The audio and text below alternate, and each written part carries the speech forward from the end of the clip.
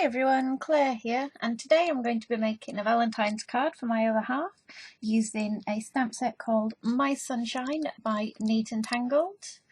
And I'm going to also be using some brushes, and I'll be doing this on watercolour paper.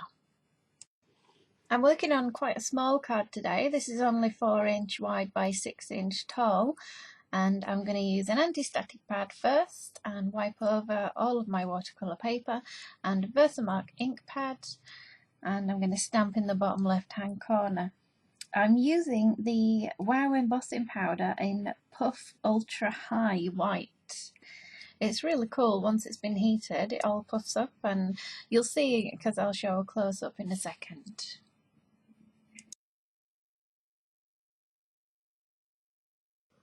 This embossing powder, it doesn't really take long to go once you've got it heated, but I made the rookie mistake of not letting my heat tool heat up before I actually tried embossing. So make sure that you let your heat tool actually get hot before you start and apply it to your embossing powder, because you don't want it to get blown away. And here you go, you can see how it's all gone puffy.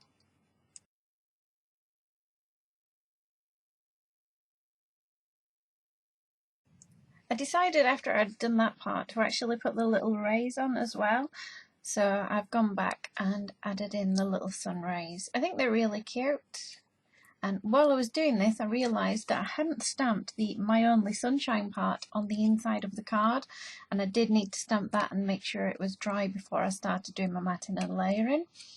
So I've just taken the My Only Sunshine and some VersaFine in Onyx Black, and I'm just going to stamp the inside of the card and put it to one side and leave it aside open so it doesn't smudge.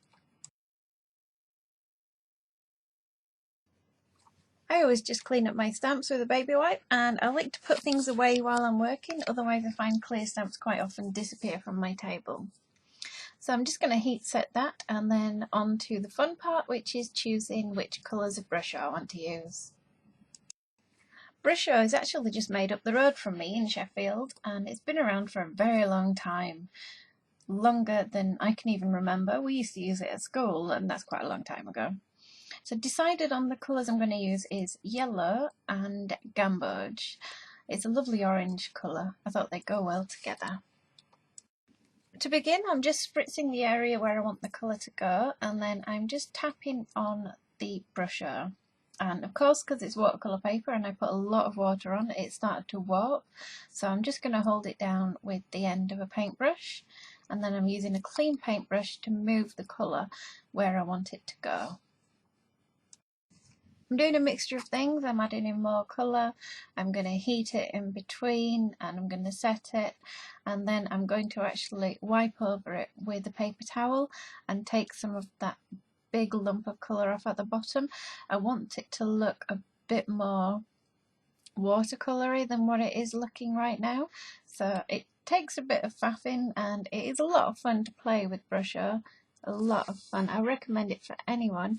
You can get some amazing effects. You can take colour off if you wet it and then go over it with a paper towel. You can add more colour in, and you can make it splotchy, or you can just mix it up in a palette and use it as a watercolour paint. I lost a bit of the definition in the words, so with cleanish water I'm just going over the embossed area and wiping off the excess, and that's bringing the white of the embossing powder back. As you can see there, it looks really nice and white now.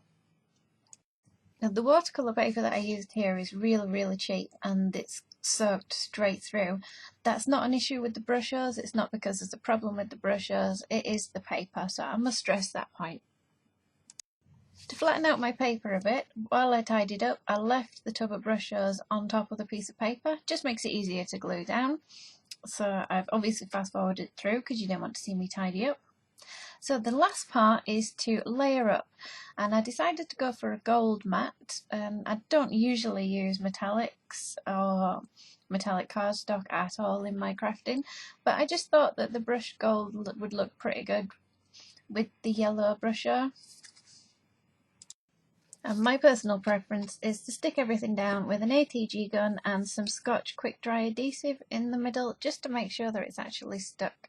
I find it works really well on hammer textured and watercolour paper as well. So that's the card completed, and I hope you've enjoyed my video today and you'll make something yourself for your Valentine. If you do, please show me. I'd love to see what you've created. If you like what I've done here today, please subscribe and follow my channel. Thanks a lot for watching. Bye.